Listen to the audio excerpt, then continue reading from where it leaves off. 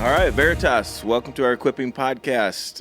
We got a fun topic today: summer, barbecue, and the art of rest. And it's summer is upon us. Like the first day officially of summer. Do you guys know it? June 21. No way. June 21. So summer just started? It just started. Wow. We got summering before that. we got an early start with school going out, but officially summer just started June 21. That's my middle child Johnny's birthday, so I remember that. Yeah. Hey. Longest day of the year. Longest day of the year. So you guys got any summer plans? Man, I'm in a cricket league, so that I know. So that takes some time. You guys What is listening, cricket? that is not a joke. Yep. Nathan is really in a cricket league. Yeah, Jake laughed at me, but it's not a joke. So, shout out to the Spartans. What up? Whoa. I'm not good at cricket. I don't contribute to the team, but I'm enthusiastic. So that's a contribution. yeah, there you go. And those guys are super gracious, but that's a lot of Saturdays they're out there, and so I can't make all of them. Trying to balance hobbies and family stuff, but that's a lot of summer. What about you guys? I like to ride my bicycle, so I've been out and about. Got a good early start in the spring of this year, so I plan on keeping that going this summer. So ride with the family. We got into BMX this summer, and so we've been doing some Wednesday night BMXing and watching my kids do that, and that's been a blast. But other than that, nothing too over the top. For us, I mean, kids camps, sports camps, Bible camps, running here and there. Do you go camping too? This is my first summer in like a decade that I don't have a Boundary Waters camping trip planned. Wow. Messed up. I feel like I'll need therapy after. Like Yeah. that is my therapy, and I'm missing it. So We can do a whole podcast that's just therapy for Jake. that would be a long podcast. We go every year. We go to Backbone State Park with my wife's family and get those cabins. So you can call that. Some people would call that camping, but you're in a cabin. You're not like remote in a tent in the woods. But so that's fun. And then I did get a new smoker. So that can lead into our barbecue conversation. To me, it's barbecue season. Yep. And it's a pellet smoker, which is I'm learning the ropes. It's fun, and Is it one of those that you have like an app and you can go sit inside and keep those the temperature that are all night? tech savvy do that. I don't know if I figured that part out. Jess Huber, our kids leader, he came out to help me try to figure that out. And of course, millennials and technology, they just start pushing buttons. Like, don't press any buttons. I don't know how to undo. And he finally figured it out. But then the next time I turned on my smoker, I couldn't get it to go past 66 degrees. Wow. Like, you broke it. Like, what happened? And I finally figured out it was Celsius, not Fahrenheit. He messed 66 Celsius. which is 150 Fahrenheit, which is what the temperature is supposed to start at, and you go up from there. Gotcha. What's funny is Jess probably put the app on his phone, so he is down in Urbana, just controlling all your meat. Yeah. So we're gonna be smoking a lot of meat. You guys, do you enjoy some good barbecue? So I wouldn't call it barbecue, and I'm actually grateful to you because up until this spring, I could not do a steak on a grill because I didn't understand the searing part. I would just like burn it till it was like a crisp and just be like so frustrated. That's a crime. Because, well, yeah. And so then I didn't understand the searing part. And then of course, moderating, I use charcoal because that's the only way to grill. But like lowering the charcoal down a little bit, letting it actually turn white before you start like doing this, and then you sear it, and then you just kind of move them to the side and then let them sit in the heat for an extended period of time. So I did that, and then I could never understand how guys got their, like if they wanted it red or medium or rare. I could never figure that out. So this year I called Jake and I'm like, I don't know what we were doing, but I was like, hey, how do you do this? And so the last few steaks I made have been really good. How do you and take they've been your- soft. How do you take your steak? I like my steak pretty well done. Oh. I take Okay, a lot of grief for Matthew, that. Yeah, because the man It's has loaded. Don't tell me you put ketchup on it too. I don't put ketchup on it. Okay. There was a pause that I was a little nervous about in there. But you're like a farm boy, so you got horror stories I don't want to hear that will spoil my I'm eating of driven red by meat. stories. So Yeah, red meat stories. I like barbecue, but I like how varied it is around the country. Mm-hmm. And so in the back of my mind, it's like I want to take a road trip and go to the Carolinas and Kansas City and Texas. We and- plan our travel around like barbecue stuff. Marcy and I celebrated our 20th anniversary, and we was like, okay, if we go this direction, we can drive through Kansas City and Yes. hit lunchtime. And so, yes, love barbecue. So I'm learning. We'll be doing some of that. If you're gonna get some barbecue in town, where do you go? In the area, we'll say that. There you go. I've only been at Sugar Fire once, but I was impressed. They did me right. I was going to say Sugar Fire Bandanas on First Ave is pretty good as well. Really enjoy some of the stuff there. Jake, you don't seem to. No, I'm enjoy not it. going to insult any restaurant publicly. I'm not going to do. We're just saying only Just positive privately. things. This is the positive podcast. Yeah, Sugar Fire. Last time I went to Sugar Fire, there were some people that I got a note on my tray that says, "Thanks for all the work you do at Veritas." There's some Veritas people that were out working there, and it was great. Barbecue was amazing. The sides that they had were awesome too. And I just had Willie Ray's. Yes. Yeah. That was really good. His Top is of the really Blair Fair? good. They did Yeah. a good job as well. Yeah. I'm a sucker for some jalapeno cream corn. I'm just saying, man, that's the side that gets me there. I love it. At Sugar Fire? Just anywhere. Oh, If they got I've not ever heard of that before. So I mean, I'm uncultured. jalapeno cream corn as a side, like cuts some of the fat of the barbecue. Well, like it balances out for me. I love That's it. good. That's a good dish. It's a good dish. So normally we think of summertime. There's family vacations in there. When you think of barbecue, that's like, good time with friends, sitting around. One of the things I love about smoking meat is it's low and slow. So you just got to slow down to cook barbecue. And we're kind of talking about slowing down in life. We're going to talk about rest. It's a season of rest, but rest should be a part of our life all the time. So we're going to jump into this. Why are we talking about rest, guys? And what does the Bible have to tell us about rest? I think part of why we're talking about rest is we get it wrong. It's one of those things that we all assume, like, oh yeah, I know how to rest, whatever. But if you ask anyone, I guess I don't know anyone who would look me in the face and go, yeah, man, my life is in great, rhythms and balance, and I'm always rested. Everyone's like, I'm busy, I'm tired, I could use more sleep. Busy. Every time. Yeah. I'm busy. Yeah, Busy. yeah. Yeah, I feel like I fall into that trap too. Not even other people, just struggling with myself to rest. I'm probably one of those guys that you talk to about that. Positive podcast. I'm not naming names, Matthew. I wasn't going to bring myself up so early, but here I am. Yeah. So the issue of rest, from a biblical perspective, where's the starting point? Where do we get that from? Yeah. I mean, it starts at the beginning, right? God builds a rhythm in Genesis 1 and 2 that includes work and rest before the fall.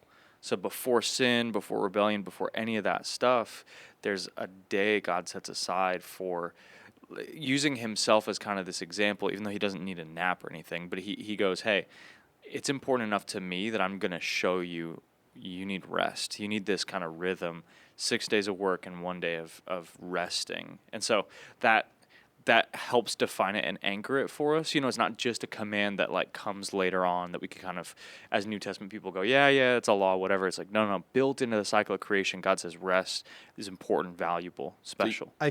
I feel like I just learned that. Like, I mean, just in thinking, I heard a guy teach through the 10 Commandments, and it says, remember the Sabbath day. And it's the only 10 commandment that says remember. And of course, I knew, but had separated the two, that it's remembering the Sabbath day and keeping it holy, setting it apart from the rest of the days. Yeah, you mentioned 10 Commandments. You said it's a law, and but first off, we started talking about creation, like it was modeled, but then later it becomes a law. So the Israelites get rescued out of Egypt, who had been slaves for 400 years, and you're getting to know your God who rescued you, and he gives you a law, and one of those laws is, hey, take a day off. Yeah, Yep. Imagine how that might sound to people who are coming out of 400 years of rough slavery. Yeah. Hey, here's what I want you to do. I'm going to command you to take a day off. Why did he do that?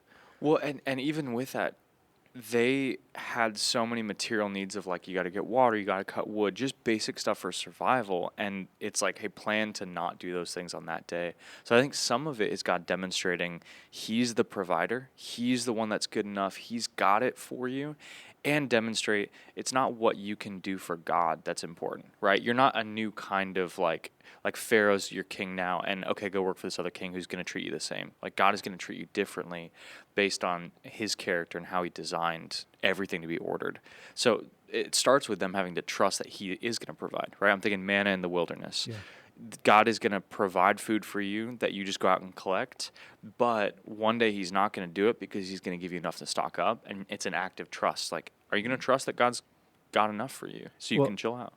And I was just going to say regarding the manna too, every other day it would rot that night, but then for the one day, God would extend it so it wouldn't rot even for the Sabbath day, and just seeing his provision and sovereignty in that day of rest, like, hey, I'll take care of it for the next day. So I think there's something really cool about God showing, like, hey, it's not about how much you can do for me. I'm going to build in something where it's just about you relating to me and responding to my character, even with the basic stuff of life. So it disrupts the idea that you got to work hard enough for God, and it also disrupts the idea that you can just kind of tack God onto your life. Yeah, I got all my stuff to do, and God's sort of a part of it. It's like, no, I'm going to interrupt both of those ideas and force you to slow down and just enjoy me. Yeah, so there's a lesson in the Sabbath law, like God knows how to take care of his people. Yeah. He's somebody who can be trusted. He's a good God who considers your needs, and you need to lean in and trust for his provision. So some great principles behind that. Do Christians need to keep the Sabbath? Because, if you're read through the Gospels, Jesus got himself in trouble with Sabbath laws and rules. Sabbath was a Saturday in a Jewish community. We go to church on Sundays. What happened there? Is some people Sunday that's now the new Sabbath for Christians? Do Christians need to keep the Sabbath? Like, how do you guys explain that? So there are a couple things in there. The Sunday Saturday thing, you see from the early pages of Acts, the believers stopped meeting on Saturday, which was the Jewish Sabbath day, and started meeting on what they called the Lord's Day, the first day of the week, because Jesus rose that day. So that very quickly in the New Testament becomes the pattern, because you're celebrating that Jesus fulfilled the Old Testament law and has now reestablished his people, his community. So that's one thing that people might be confused about. Like, yeah, why is Saturday, Sunday? How did the switch happen? That happened early pages of the New Testament.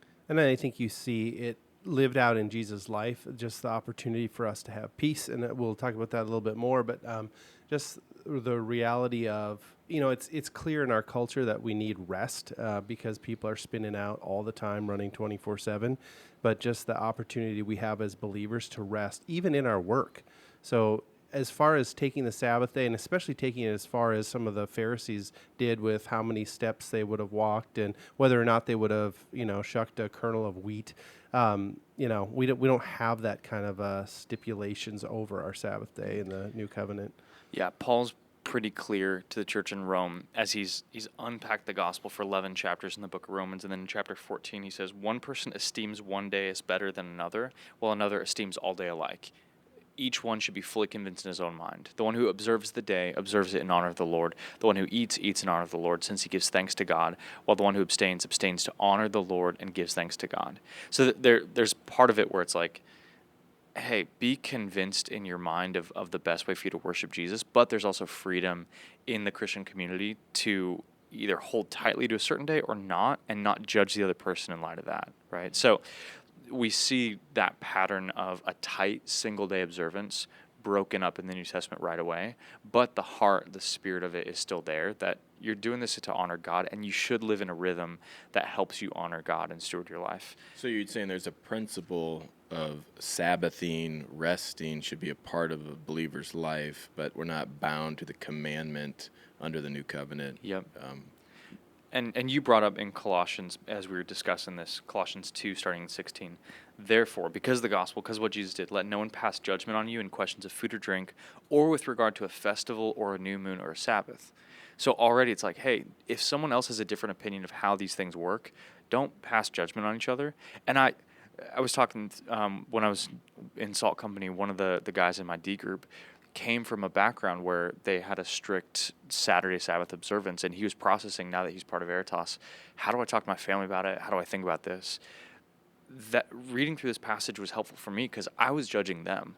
I was going, well, you guys are uptight about that. Don't you know we're in the New Testament? It's like, no. Like, okay, I can't pass judgment on them for trying to honor Jesus that way, and they shouldn't pass judgment on me either. But he goes on and says, these are a shadow of the things to come, but the substance belongs to Christ. I think, Matthew, to your point about the Pharisees, they were getting the shadow and the substance messed up, where it's like focus so much on certain rules, certain laws, and missing what they were pointing to, missing the reality in Jesus. So your rest is not found in the day, it's found in Jesus. The person. Yeah. And we're going to look into that more, but when it just comes to resting as a society, like how how does our world get it wrong? Like, do we struggle? Do people struggle with resting? Because before we said, like, just seems like the common answer is I'm busy. I'm busy. We all feel busy. We feel stressed. How does our world struggle with resting?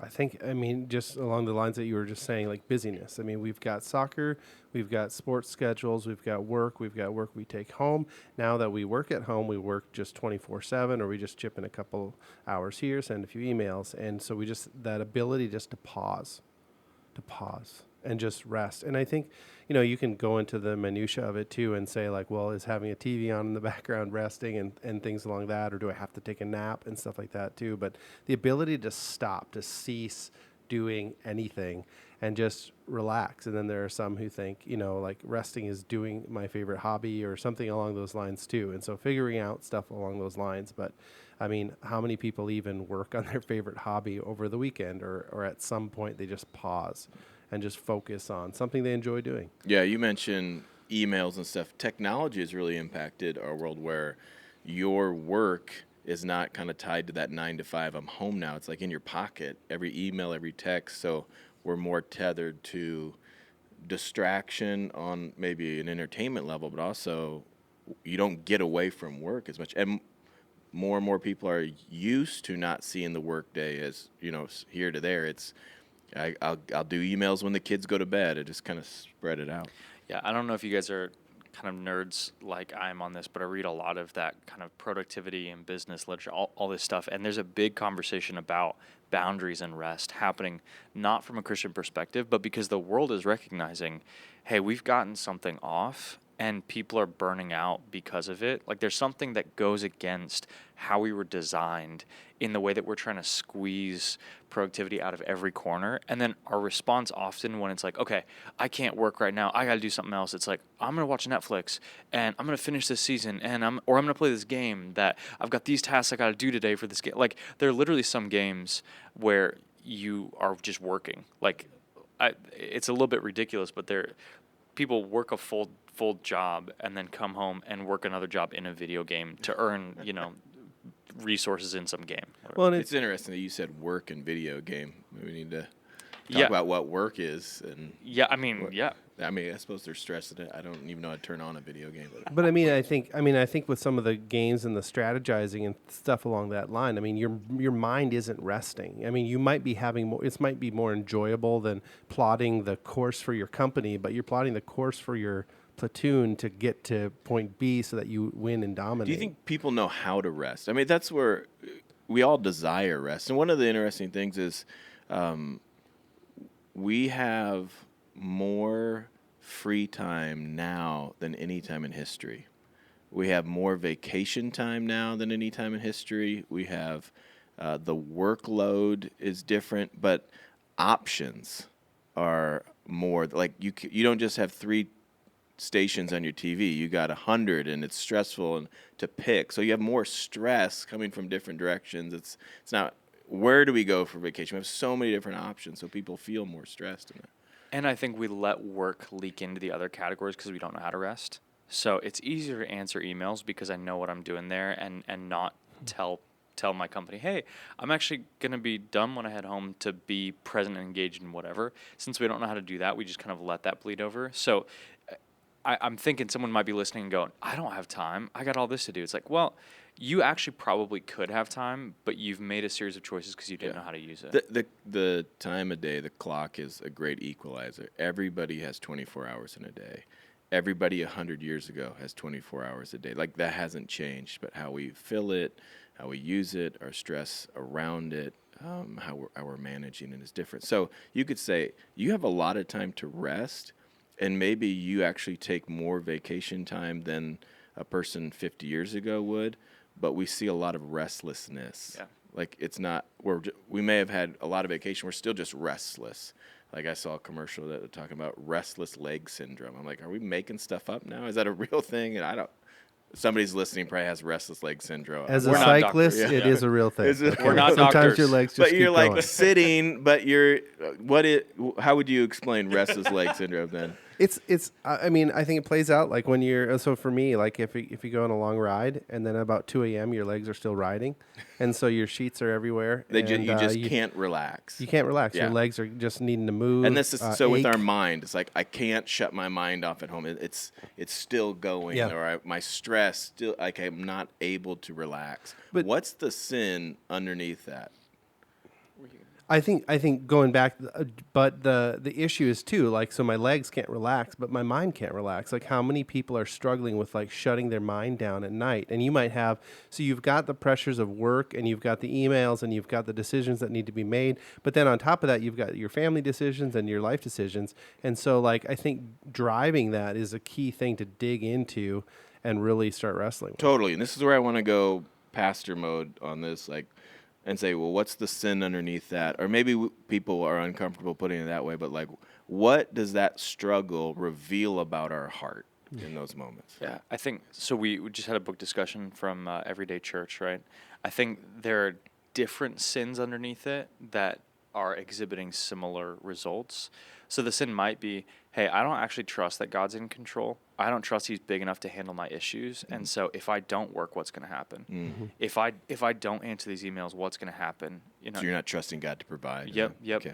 Or it's, hey, am I valuable and worthwhile if I'm not doing something, right? Yeah. I'm trying to prove myself. Yeah, I was at an all-inclusive resort with Elena a couple of years ago, first time trying this sort of thing, and she had a stomach bug and was in the hotel room, and I'm sitting like reclining on a beach chair looking out, and I had this existential crisis of, what am I doing? Who am I? Like, who am I without doing? And I felt guilty and worthless because I'm sitting on a beach. It's like, dude, what is wrong with you? You know, like, and the issue with that is I'm trying to find too much worth and value from the stuff that I'm doing. And so I don't believe that God actually loves me because of Him and not because of me, or that I can have worth and value without me doing enough for it.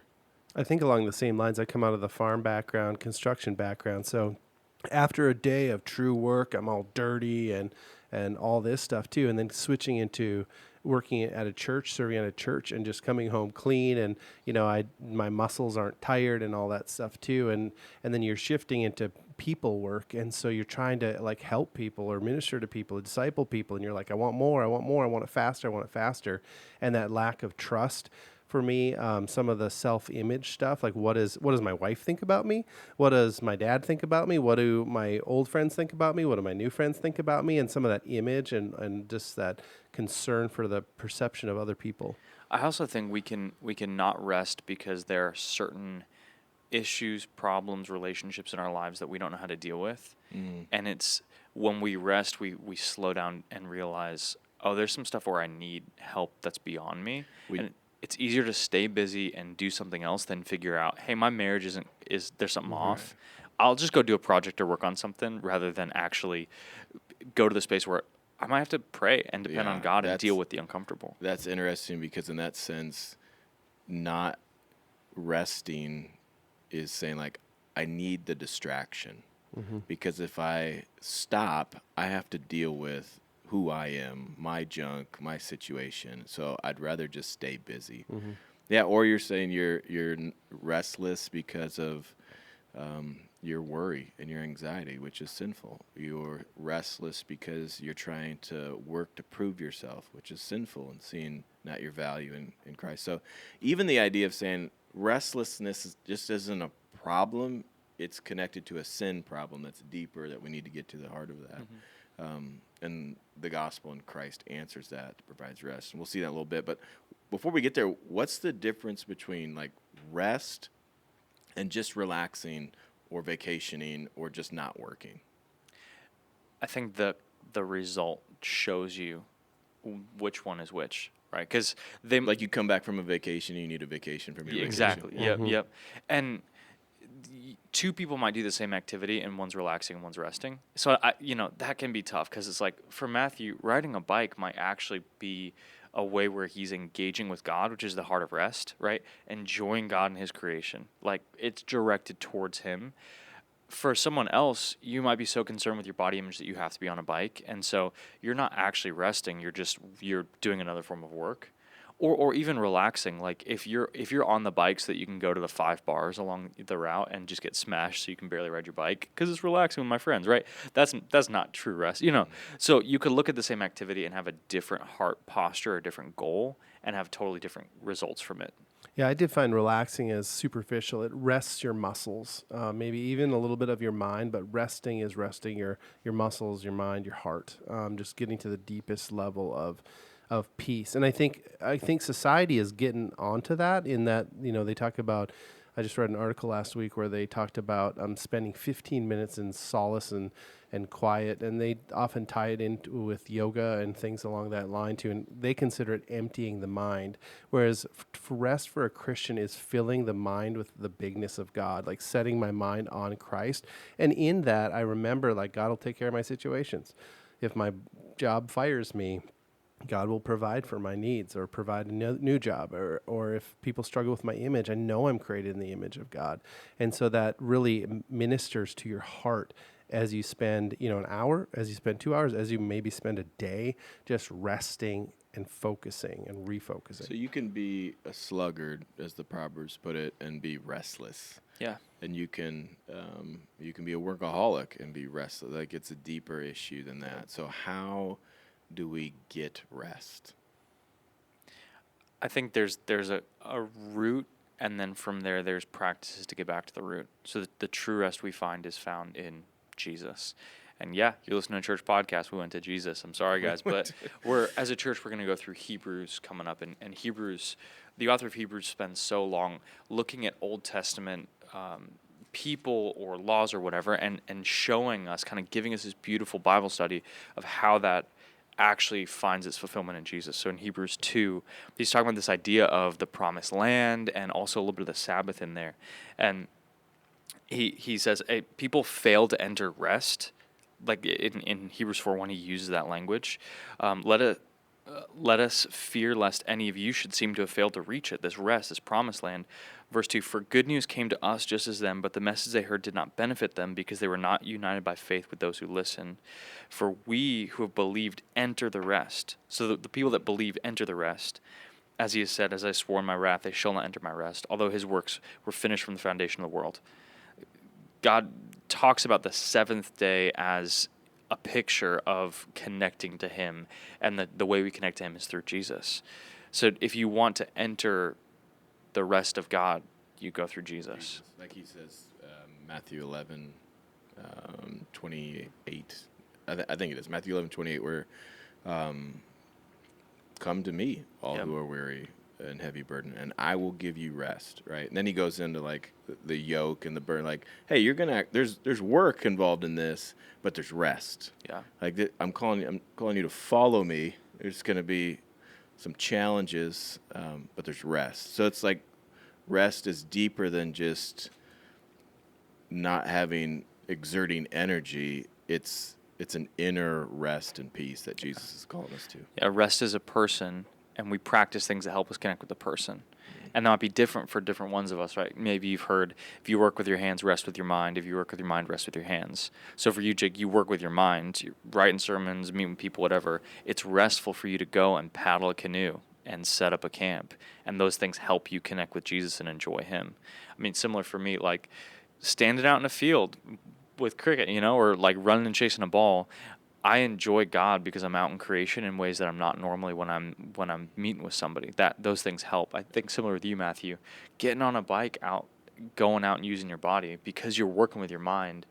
Those things help you connect with the person of Jesus, and it'd be different for another person. Yeah, I think what's interesting regarding in Matthew 11:28, like, come to me, you who are weary, heavy laden, and then he starts immediately talking about a yoke that's put on you. Like, that doesn't seem fun to be compared to like two oxen marching down a field with a cart or with a plow or whatever. And I think First Peter talks about, as each has received a gift, use it to serve one another as good stewards of God's varied grace. Whoever speaks is one who speaks oracles of God. Whoever serves is one who serves by the strength that God supplies, in order that in everything God may be glorified through Jesus Christ.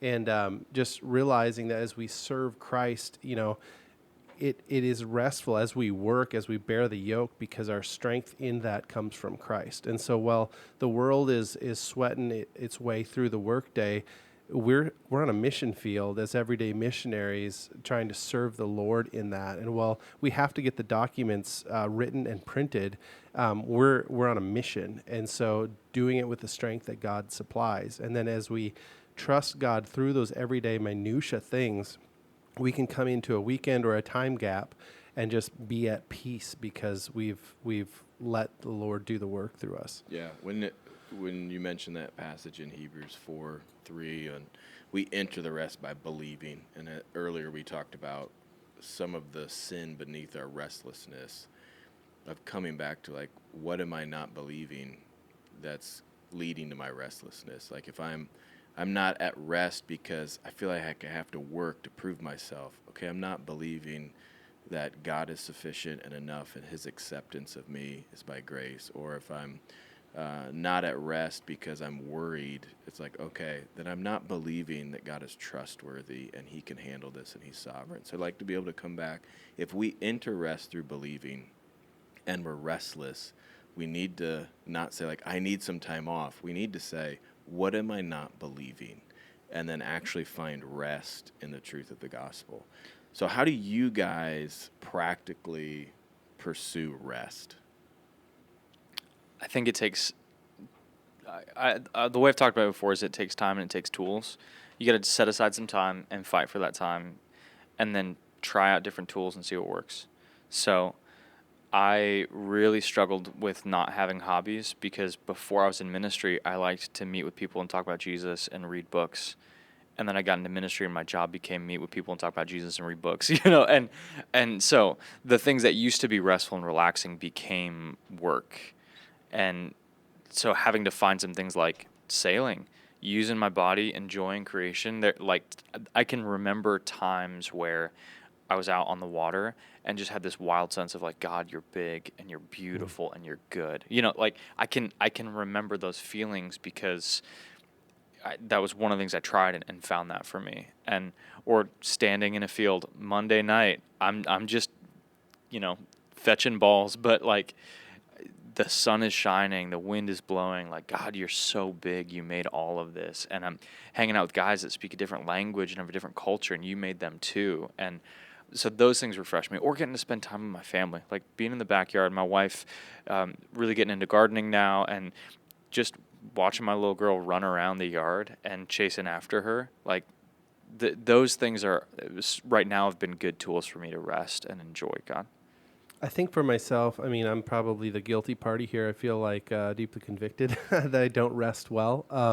I think even using new language for me, like, I need not work. I need not prove myself. No, I need to be responsible with the gifts and abilities I have and not be lazy or fall into that ditch on the other side. But knowing God's given me the strengths, the weaknesses that I have for a purpose, they're going to draw me closer to him, or they're going to harden my heart. And so trusting my image to him, trusting who I am to him, and then resting in the practical thing. I mean, as has been referenced, I like to ride my bike, and that gets, you get out into the hills, or you get out. I've had the opportunity to ride across the state of South Dakota, and you just see, like, this huge plain out there, and you're just like, this is awesome. God is awesome.